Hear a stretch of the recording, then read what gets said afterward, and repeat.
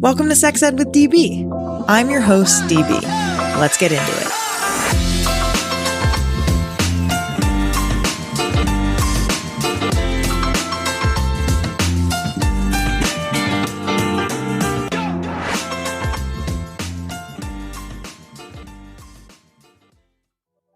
Here are my top 3 favorite things I love about Uberlube. Number 1, Uberlube makes sex feel a lot more pleasurable. It's as simple yet as powerful as that. Number 2, Uberlube is recommended by leading doctors, and its body-friendly ingredient list is widely used by people with sensitivities to lubricants.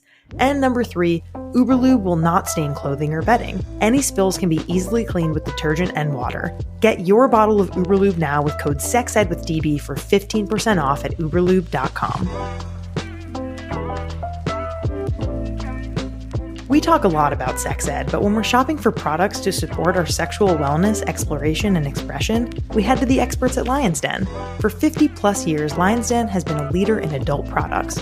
Whether you want to explore a new kink or add a little romance to your evening, Lion's Den has something for all. Each location is brightly lit and staffed with the very best experts in pleasure, passion, and romance, so you can feel comfortable and confident in your purchases. Lion's Den is offering our listeners 15% off your purchase in-store and online using code SEXEDWITHDB at lionsden.com. So, you're ready to experiment with anal play, but you're not sure where to start. If I were you, I'd start with Education and Products by a company founded by a doctor who's an expert on anal sex. I'm talking about Future Method. Future Method develops science-backed products and doctor-led education to maximize pleasure, eliminate injury, and empower the way people choose to play in the bedroom. They even have a blog that puts education at the forefront, on topics both popular and taboo. Use code SEXEDWITHDB for 15% off at futuremethod.com. Let's play a little fill-in-the-blank game where you have to guess what goes in the blank. Cosmopolitan magazine called The Blank the little black dress of vibrators, and Time magazine named The Blank among the top 10 most influential gadgets of all time. Even at 50 years old, The Blank is still turning heads as the most recommended and best-selling massage wand in America. Any guesses? The answer is the Magic Wand. It's loved by millions for a reason. It's powerful and hits all the right pleasure points. Want to see what all the fuss is about? Go to sexedwithdb.com/magicwand to learn more and see how you could win your very own Magic Wand rechargeable.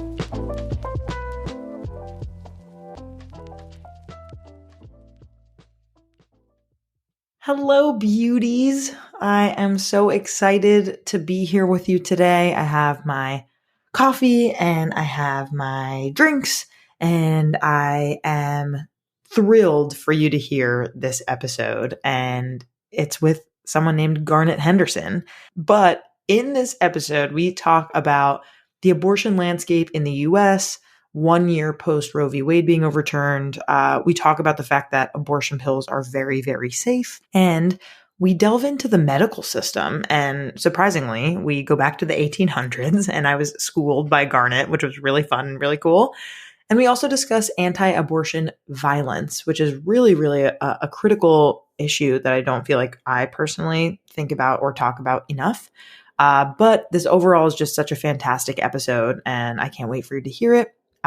If you haven't heard our Curious Sex Ed episodes yet, check them out. The first 3 are available through Sex Ed with DB, where me and Mariah from Sex Ed Files, we're doing this podcast together. And the one-liner here is that we're real sex educators answering even realer anonymous sex ed questions. And if you want to ask your sex ed question on our anonymous question form on our link tree, go for it. We might answer it on the podcast.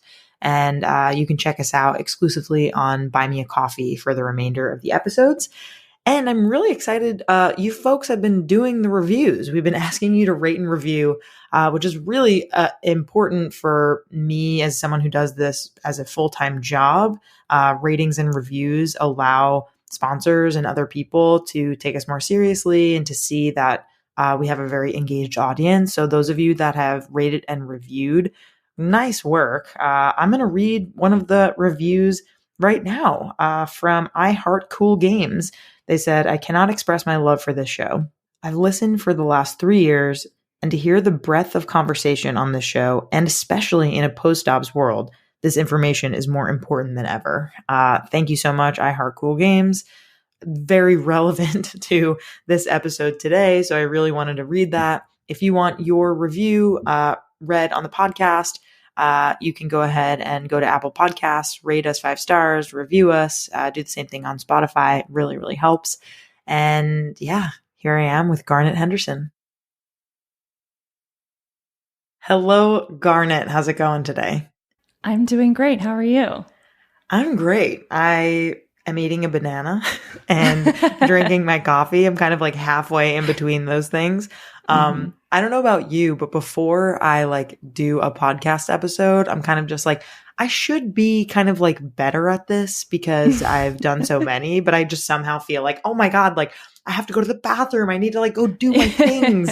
And it's just like somehow like a race, like 15 minutes before. What's your kind of routine before? Are you like set, every minute, or are you kind of like me? It really depends, especially because on a lot of the episodes of my podcasts, I have multiple guests.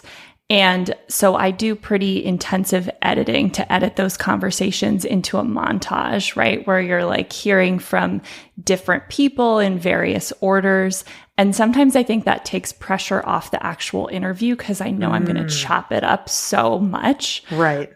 And so when I'm weird is when I'm getting ready to record my voiceovers for the podcast. Okay, tell me about like what you do when you do that. Well, I'm also a dancer. I've been a performer my whole life since I was 3.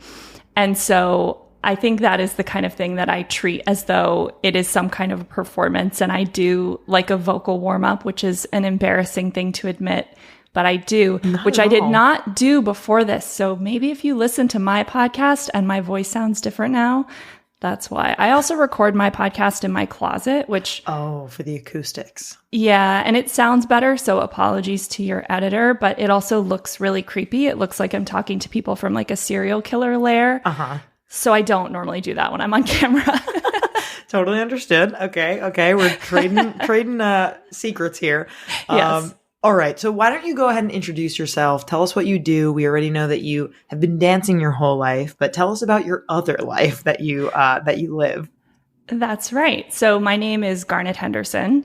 I'm the senior multi-platform reporter for Rewire News Group, which is the only national publication that is exclusively focused on reproductive and sexual health rights and justice news. And before I joined the staff at Rewire, I was a freelance journalist for about a decade, also with a big focus on reproductive and sexual health, especially abortion access. And I also, as an independent project, host my podcast, which is called Access, a podcast about abortion. And I've been doing that since 2020. Wow, you got that elevator pitch down fucking pat. That like a reporter does. Succinct. I didn't realize that Rewire was the only news publication focused on reproductive health justice news. That's really, really important. Yeah, it's a little depressing right. when you think about that. But it is also something we're proud of in that we are experts and we know that subject matter super well. And especially among our staff, there's a real encyclopedic knowledge of all kinds of things. 2 of my coworkers, Jess Pieklo and Amani Gandhi, have their own podcast called Boom Lawyered because they are both lawyers turned journalists. So we also have that great repro legal journalism angle that you don't get many other places. So that is something that we're proud of. Hell yeah, that's really cool. And I've worked with Rewire in the past, kind of talking about, like sex ed on TikTok and the censorship that we have experienced as sex educators on TikTok and what that looks like and feels like.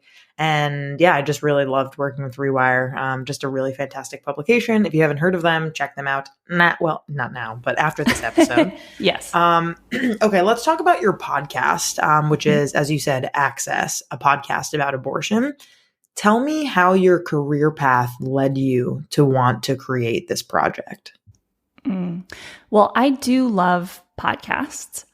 I consume a lot of what I would call news commentary through podcasts. So not necessarily the kind of breaking news bulletin stuff, but the deeper dives, more in-depth looks at stories that are in the news. I love podcasts with that kind of a focus. And so I was interested in doing something like that at some point. And over the years, I just was coming up against the fact, and I'm sure you've encountered this too, that most people really just don't know very much about abortion. And so when I would go to parties, for example, and people would ask me what I do, I would always end up talking about abortion because it's something that I was reporting on so much. And the number one thing that I would hear from people, usually who are like smart, politically engaged people, was, oh, wow, I had no idea. Like there were just so many stories and just so many different aspects of abortion access in America that people clearly were not hearing about from whatever media that they were consuming. And I also found as a reporter when I was a freelancer, because as a freelancer, I had to pitch every article that I wrote. So when you're doing that, you have to really sell it and convince an editor that it's something that they want to publish. And I was finding that I was having to do so much more explaining when it came to abortion-related articles than I did for other topics. It just took a lot of convincing to get editors to understand why certain stories were important. And so that's when I had the idea to create a podcast that would really break down this incredibly complex landscape of abortion access in America, one topic at a time, really do a deep dive on something specific in every episode and just answer all of those questions that people might have been afraid to ask or maybe never thought to ask. Yeah. Wow. That's so interesting that even I think about this often, like the idea that professionals in a certain field, right? Like not everyone could know everything or even a little bit about everything. But I feel like with abortion, I agree. Like often I'll have conversations with really, really smart, well-intentioned people who I view politically as quote unquote on my side. And yet, I had a conversation with someone the other day of being like, oh yeah, like 1 in 4 people in the US have abortions. And that stat used to be higher. It used to be 1 in 3. 1 in 3. And they literally didn't, not that they didn't trust me, but they were shocked. They were like, that's crazy. Like, why didn't I know that? And I'm like, why don't you know that? Like, I don't know. Like, we're all in our, so do you think like being in our own social media bubbles kind of contributes to this idea where people are not really getting this kind of information specifically about abortion? Or what are your like top theories as to like, why don't, let alone like the rest of the country, right? But we're talking about like people who are theoretically going to the same like colleges as we are, like reading the same kinds of news sources, like on the same, voting in the same way as us. Like, let's start there. Like, why don't they know that? I really think it all comes back to abortion stigma, because I think this has changed in the 10 years that I've been reporting on abortion access, I will say. But I think even among people who consider themselves politically left, liberal, progressive, there's still a lot of abortion stigma. There's still an idea that abortion is a shameful or undesirable outcome. Sometimes you hear people say things that explicitly suggest that, like, oh, well, nobody wants an abortion. Or you hear people talking about wanting to reduce the number of abortions in America. Well, why actually is it bad that we have the number of abortions that we do in America, right? Right. And I think that part of that comes from the fact that that was the public health frame for a long time. And like you having gone to public health school can speak to that even more than I can. But I was just interviewing an expert yesterday and we were talking about this.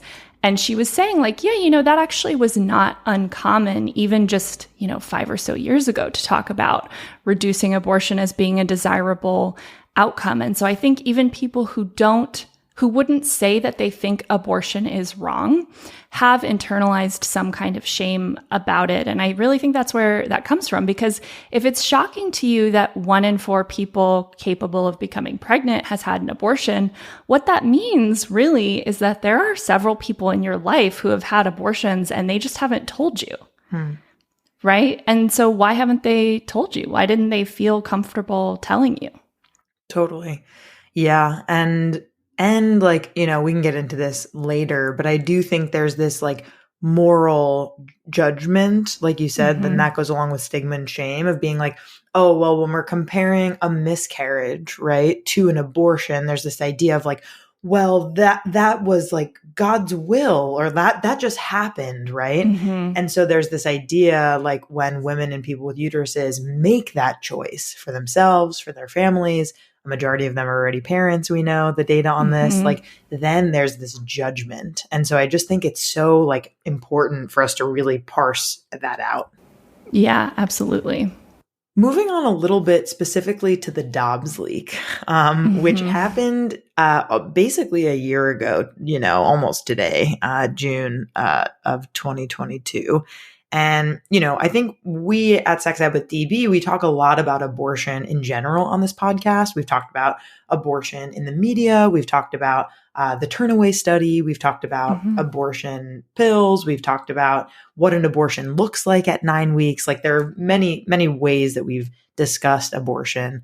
But our last episode, really looking at the national landscape around abortion and abortion access, was probably around this time of the Dobbs leak about a year ago.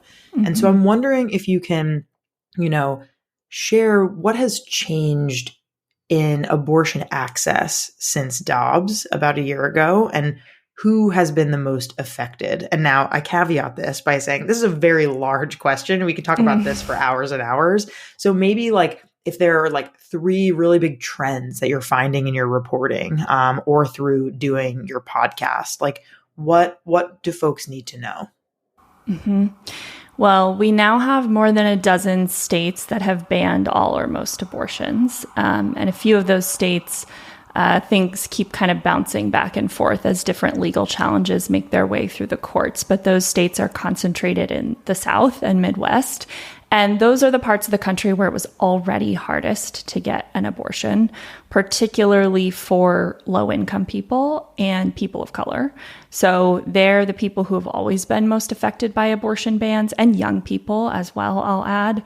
And they're the people who've been most affected by that loss of the idea that there was a right to abortion in our Constitution. The loss of the idea is important. Yeah, exactly. Because really people in the same states that have now banned abortion were already living a post-Roe reality. But we do have an estimate that there may be around 32,260 people who have not been able to get abortions. And that's an estimate that the Society of Family Planning made. And they did that by looking at the decline, really the complete fall in the number of abortions in states that have banned abortion, and the increase in the number of abortions in states where abortion is still legal. So basically they used that data to estimate the number of people who seem to have traveled to another state and gotten their abortion. And then that 32,260 is basically the number of people who normally would have gotten an abortion in that same time span. And that's how many fewer abortions there have been. So over 32,000 people may have been unable to access a legal abortion. Some of those people, of course, might have bought abortion pills online or gotten them from a friend and self-managed their own abortions at home.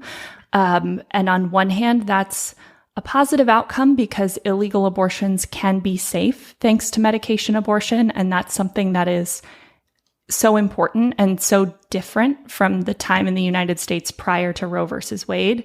But along with that comes concerns about criminalization, because self-managed abortion is only specifically banned in a handful of states.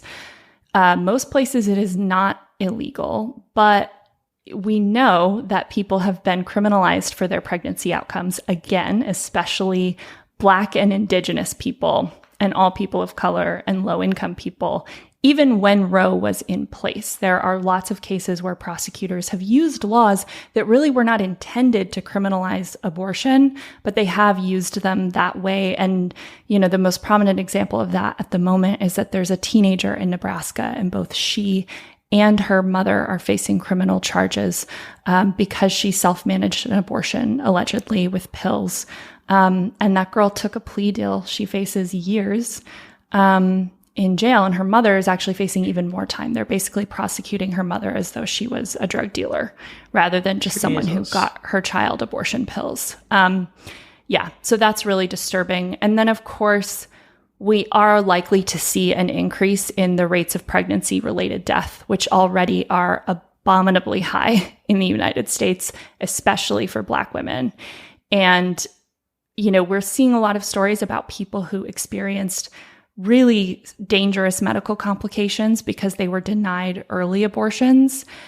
And unfortunately, we're just also going to see a lot more people carrying pregnancy to term. And pregnancy is inherently risky, especially if you are a low-income person of color in the South or Midwest, where, again, like access to healthcare was already worse than everywhere else in the country. And now you can't access an abortion. So we're going to see more people dying in childbirth as well. Oof. Yeah. I mean, I think this idea, and we try to say this so many times on the podcast, so I really hope it gets across, but like before Roe v. Wade was overturned, like many people were living this reality where things were challenging. It was challenging already for many people, specifically BIPOC and low-income people, to access abortion without the illegalness of it now, right? Mm-hmm. And so I think it's a big wake-up call for everyone, but it should have happened a long time ago. And so I don't know, in a way, like many experts have been like, trust me, like this is going to happen, like just wait. And then it did. And now I wonder, like, what do we do about it? Like, what do we do to kind of ensure that we fight back against this and that it doesn't kind of just become like a one-off thing, but that it needs to be ingrained in us in order to fight for reproductive justice and rights for people who need them? Yeah, you're exactly right that Roe was never enough. It never ensured, and specifically in our lifetimes, it really never ensured that everyone who needed an abortion could get one. And so, again, I actually think a lot of this comes back to abortion stigma, because a lot of people still have an idea that it's reasonable for there to be some kind of restrictions on abortion access. We see that in polling, that even a lot of people who believe that abortion should be broadly legal believe it's reasonable for there to be some limits. And the thing is, a limit is really just a ban by another name. Any limits on access to abortion make it harder for people to get abortions, delay them, mean that they're seeking an abortion later in their pregnancy, oftentimes than they really wanted to be. So any type of limit is always going to mean there's somebody who needed an abortion and didn't get one. So I think it's really time to rethink the idea that it's reasonable for the government to limit access to abortion at all.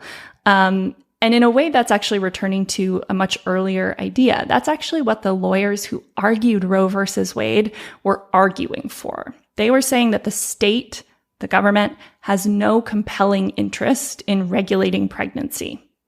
And it was the Supreme Court justices at that time in the 1970s who decided they needed to create this really complicated compromise.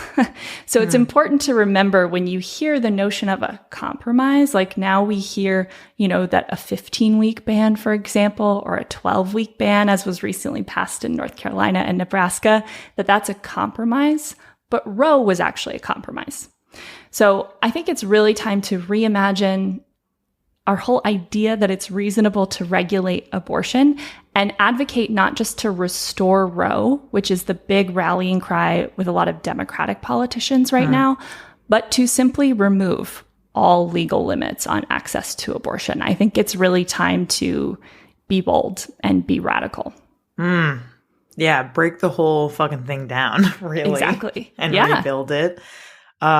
What's really interesting too that's coming up for me is thinking about this idea where in like I don't know when this started, but I'm going to say like maybe the 40s, 50s, 60s, where, doctors and medical professionals were really seen as like gods, right? Yes. Like they were very much revered. It was kind of like whatever the doctors say goes. Like this is such a profession that we want all of our kids and our kids' kids to be, right?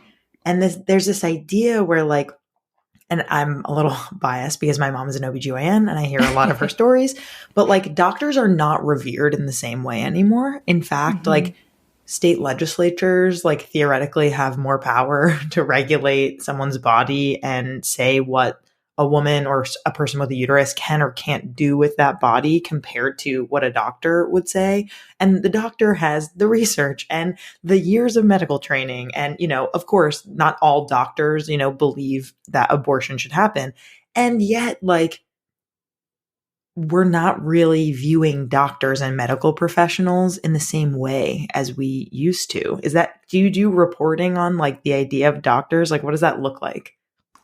I certainly think it's true that the way we view doctors is really different. But I also think what's important is that most of all, we're not listening to patients. We're not listening to people who are pregnant or can become pregnant when they tell us what they want and what they need. Totally. Because I do think there are so many wonderful doctors out there. I'm lucky enough to interview them all the time. And especially when we're talking about abortion providers, these are people who are risking their lives right. To provide abortion care. And they know that every single day. Just 2 days ago was the anniversary of the murder of Dr. George Tiller, actually, who was assassinated in 2009 because he was an abortion provider. He had survived an earlier assassination attempt in the 90s and then was killed in 2009. That's not very long ago. But, you know, a not so fun fact is that abortion bans in the United States were actually originated by the American Medical Association. Oh, really bad? Okay. Do you want to tell us a little bit more about that? So this is something I've reported on quite a bit. The American Medical Association president is not a fan of mine. And yeah, so if you think back before the 40s and 50s, we're talking about the mid 1800s now. Oh my. This is when university-trained physicians first really became a thing. And at the time, people did not respect them. People were still going to the medical providers they had been going to for generations. Sometimes those were skilled midwives, but they also were people like barbers, you know, who would do bloodletting, homeopaths, just straight up snake oil salesmen. Right. There was a very bizarre landscape. And university-trained physicians were like, we have to do something about this. And they were particularly threatened by the midwives. Because those midwives were skilled and they did have generations of knowledge about how to care for people who were pregnant and giving birth, and also about how to provide abortions. And so the American Medical Association identified abortion as their wedge issue. And they started going around to every state and painting abortion as something that was incredibly dangerous, midwives as these dangerous, unskilled practitioners. Of course, it's not a coincidence that a lot of midwives were women of color, particularly in the Black community, right? Enslaved people did not have access to good medical care, so people became their own doctors and their own midwives for their community. And so basically doctors set out to put midwives out of business, and they did that very successfully.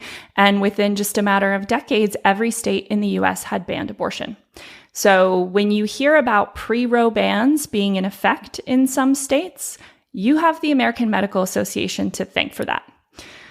So the medical field actually has a lot to answer for when it comes to the history of the legality of abortion in our country. This is complex. I did not anticipate going back and back. You're totally right. And yeah, we could go on. We can have a whole episode about like how terrible, you know, the medical industrial complex is and like all of the shit that doctors do wrong. And at the same time, I think like in our current landscape where we are today, I just find it very interesting, this idea that we're not listening to the science. I guess I shouldn't even be talking about doctors. It's more because doctors should be advocating for the science and like for the facts. And that's really, I think, the point that I'm trying to get at.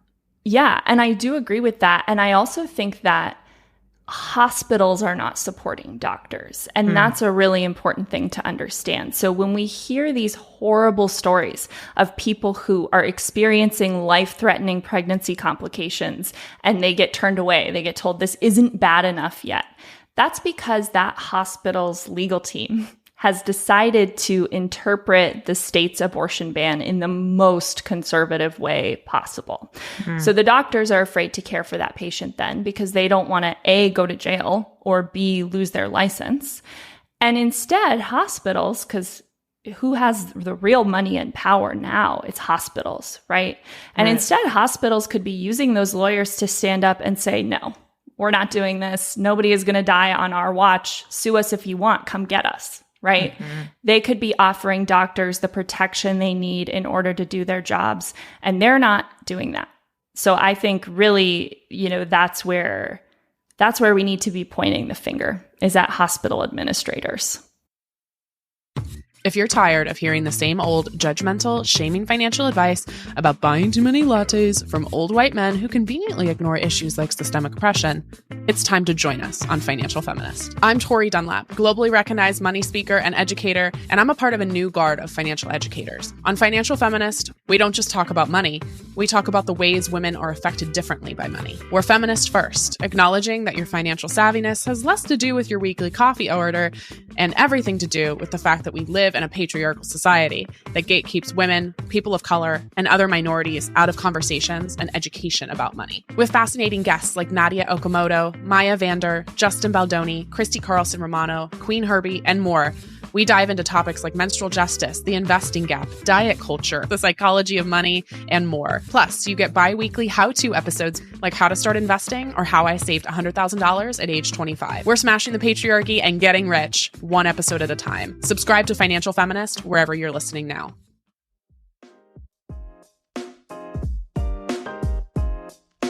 Ever since getting engaged to my wonderful fiance, I've been thinking about ways to keep things fun and novel between us, but I, of course, want it to feel organic. I want to be able to feel sexy and comfortable in my body while trying something new.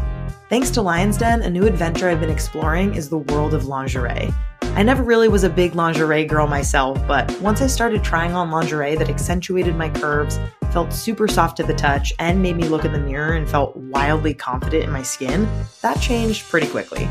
Plus, when I searched for what I might like on Lion's Den's website, I saw models that actually looked like me. They were curvy and thick and voluptuous, and it made all the difference to see models that have my body type. Want to join me in my new lingerie chapter? Right now, you can use code SEXED for 15% off your purchase in-store and online at lionsden.com. Follow them on social media at Lions Den Adult on IG and TikTok for exclusive offers, deals, and giveaways.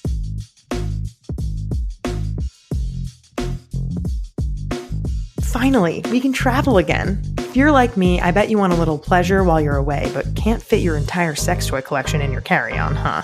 Say hello to the Magic Wand Mini. Born into such a famous family, this little wand has quite a reputation to uphold. Challenge accepted.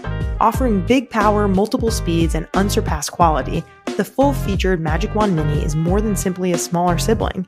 It's here to create a legacy all its own. Want to win a Magic Wand Mini for your next trip or staycation? Go to sexedwithdb.com/magicwand to learn more.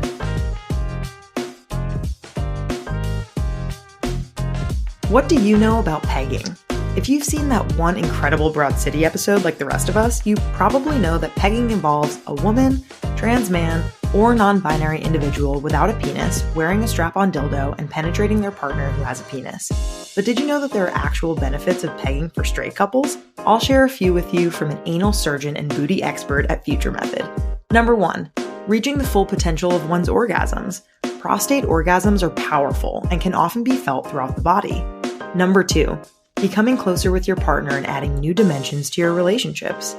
And number 3, learning to be submissive or dominating in a new position can be quite difficult to achieve, but when you can master these sensations, it opens the door to new relationship dynamics. Go to futuremethod.com to check out the expert-written guide on pegging, and don't forget to use code SEXEDWITHDB for 15% off at checkout for amazing butt and gut goodies. Let's talk about a lube I absolutely love, Uberlube. Uberlube makes sex better for everyone by reducing friction and increasing pleasure. Whether you're using it for solo sex, sex with a partner, or both, Uberlube has a long-lasting performance that lets skin feel skin. It has simple, body, and condom-friendly ingredients, is scent and color-free, dissipates when no longer needed so there's no sticky residue, and is recommended by leading doctors. Use code SEXEDWITHDB for 15% off at uberlube.com.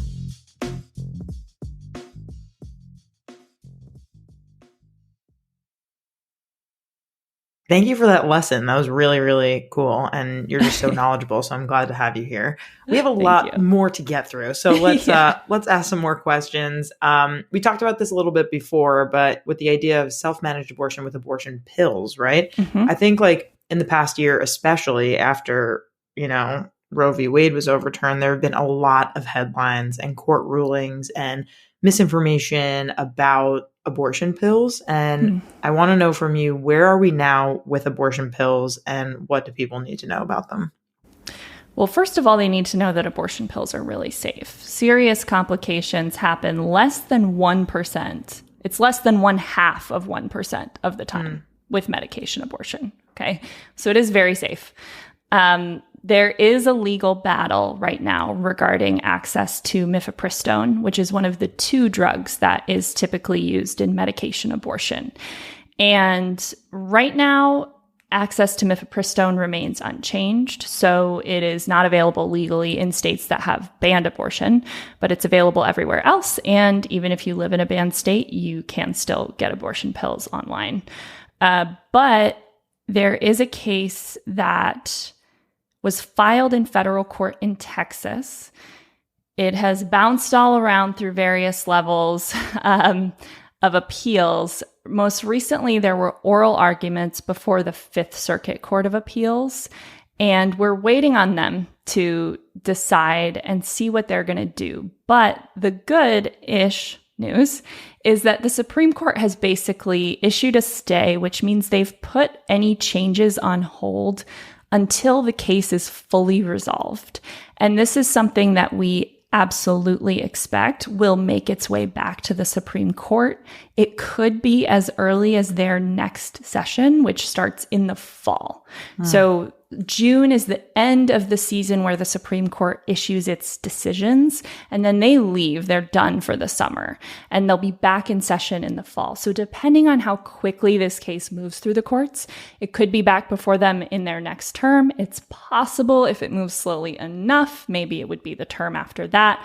But either way, we are probably going to get a pretty bonkers opinion from the Fifth Circuit Court of Appeals because they are notoriously conservative, but no matter how wacky and out there their opinion is, nothing's going to change until this case gets back before the Supreme Court, at least. Right.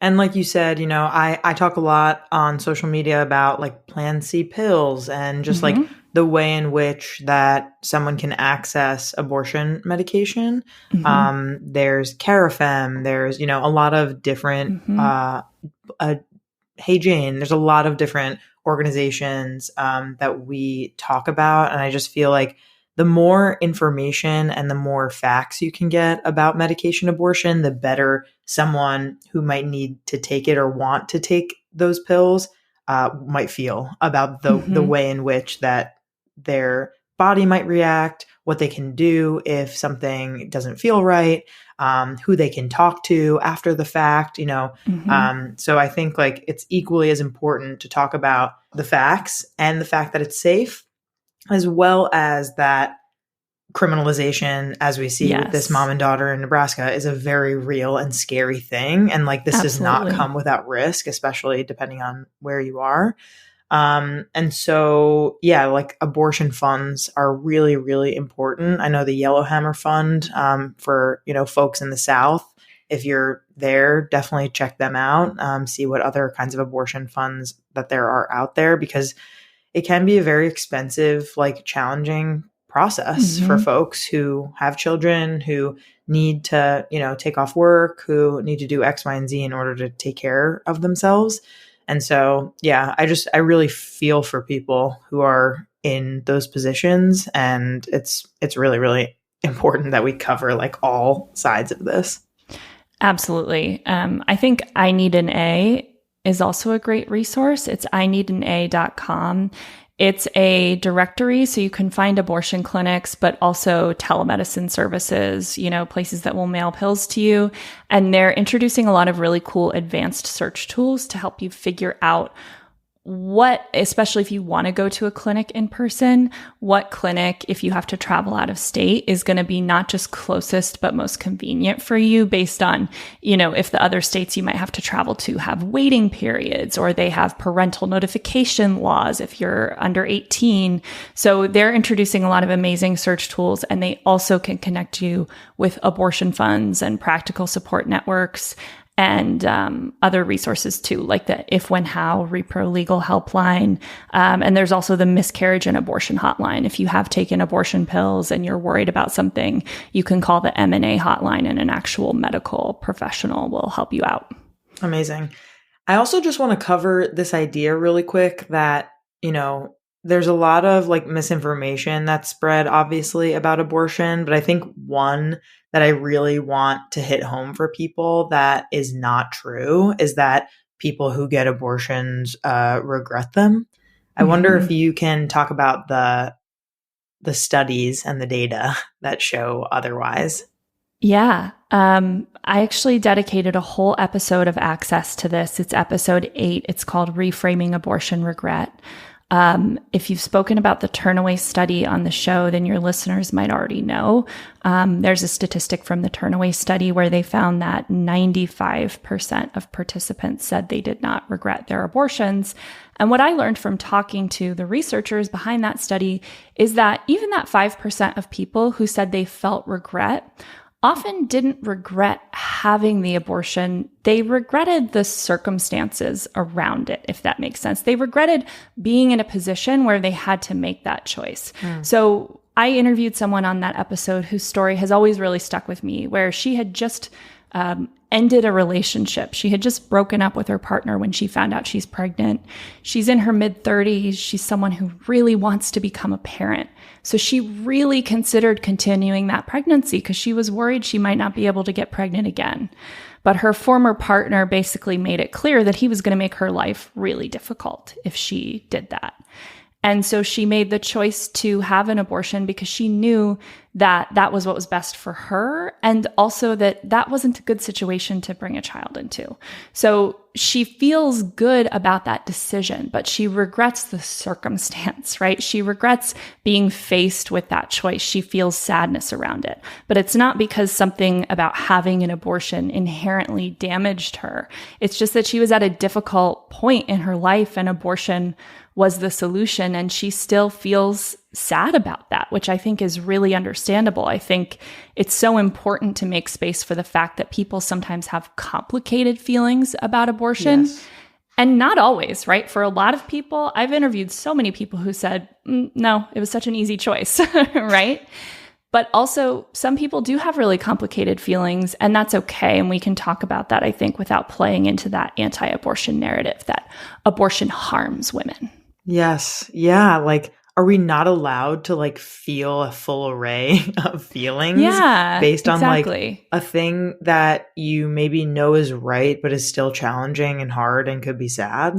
Exactly. We make decisions like that as adults all the time. Right. That's life. Totally. Yeah. Yeah. I'm really glad that you talked about that. Let's talk about your piece that's coming out soon on anti-abortion violence. Tell us about that. What is a really critical topic that most people should really be aware of, which I just don't know that we're talking about this enough. So I'm glad that you're doing a piece on this. Mm-hmm. Well, yeah, we have a big content drop coming up at Rewire. We do these quarterly special issues that we think of like a digital magazine. And this next one is called Dobbs and Democracy. So we're looking at the erosion of abortion rights and how that affects our democracy here in the United States. And I looked at anti-abortion violence because anti-abortion violence is so deeply tied to far-right political violence in this country. So many abortion providers have told me a similar story, which is that on January 6, 2021, they were all so confused because they looked outside their clinics and the people who are normally standing out there screaming at patients as they come in, harassing people, trying to block the doors, just weren't there.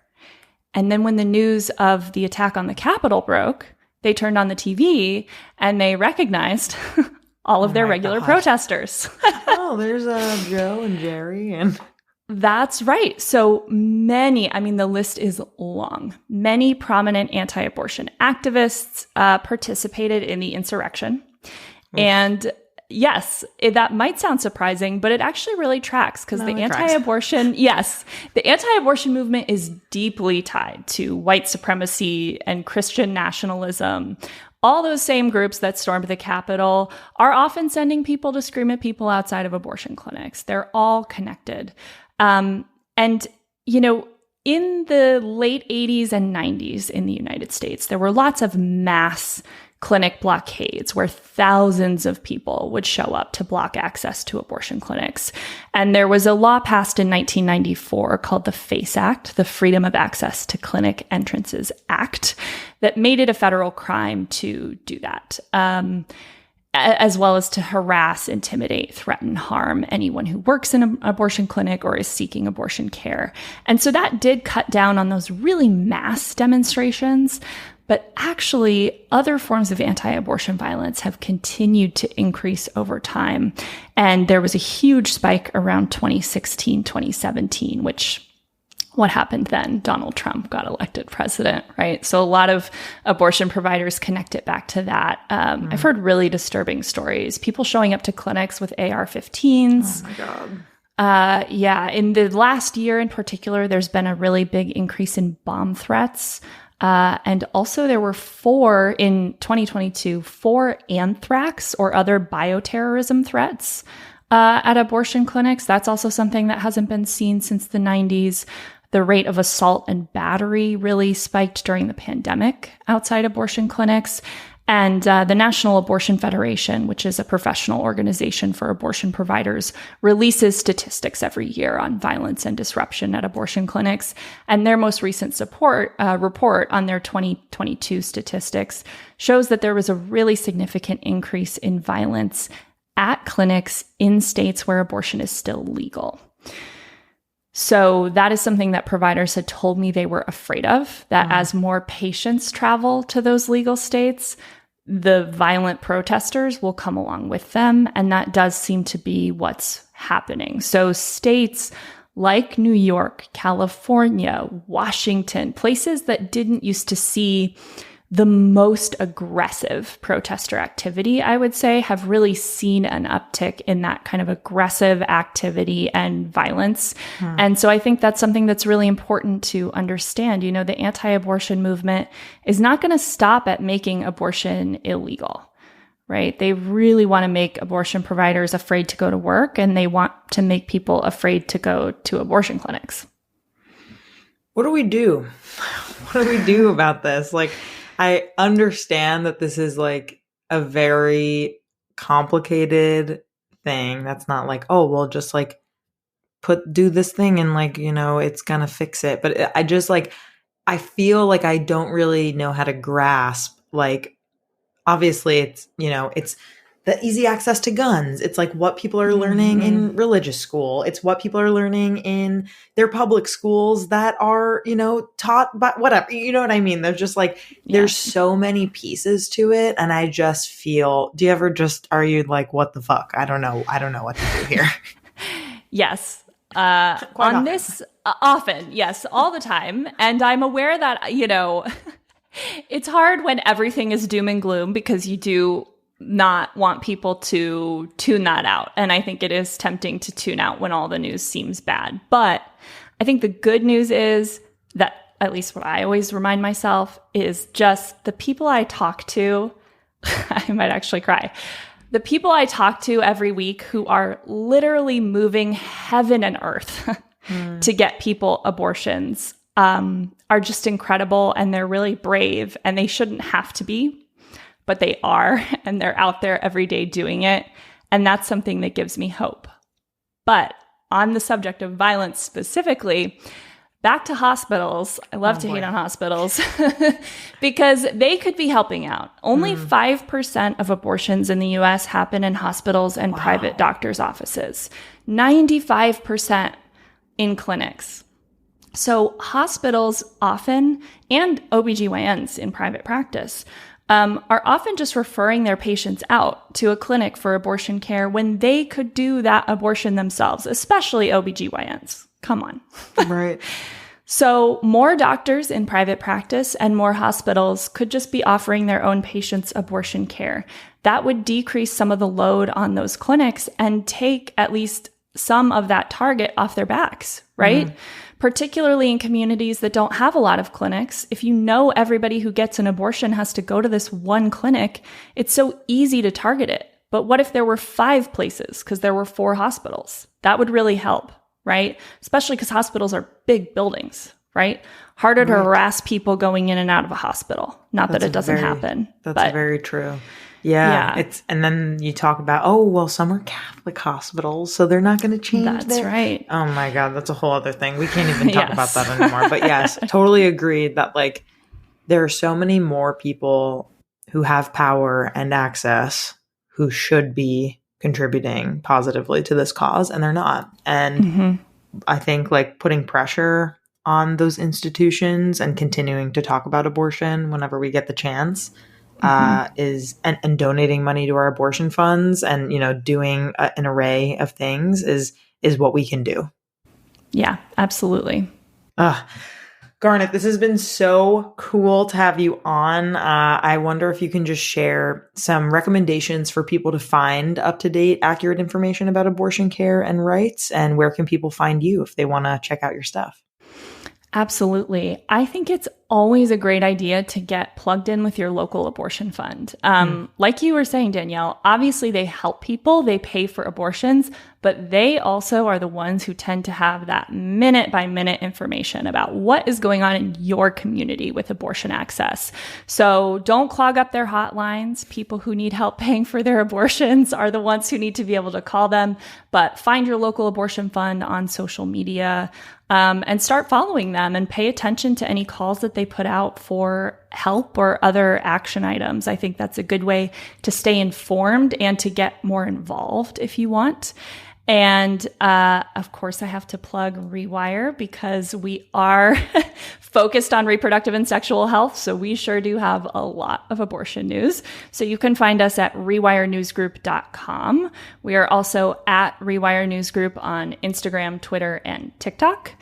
I am at Garnet Henderson on Instagram and Twitter, and you can find my podcast, Access, wherever you get your podcasts, or at Access Pod, also on Instagram and Twitter. Another fantastic elevator pitch. Thank you, Garnet, for being on. This has been really, really enlightening and just such an important conversation. So thank you so much. Thanks so much for having me.